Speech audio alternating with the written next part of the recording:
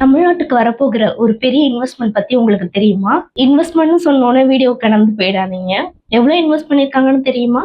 ரூ. 1 இல்ல, ரூ. 2 இல்ல, 67,000 கோடி ரூபாய் முதலீடு பண்ணிருக்காங்க. இவ்வளவு பெரிய அமௌண்ட் தமிழ்நாட்டுல எதுக்காக இன்வெஸ்ட் பண்றாங்கன்னு தெரியுமா?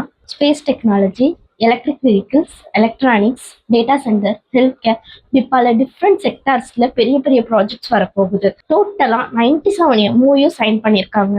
இதனால 1,00,000க்கு மேல வேலை வாய்ப்பு வரலாம்னு சொல்றாங்க. ஆனா இங்கதான் உங்களுக்கு ஒரு கொஸ்டின் ரைஸ் ஆகணும்.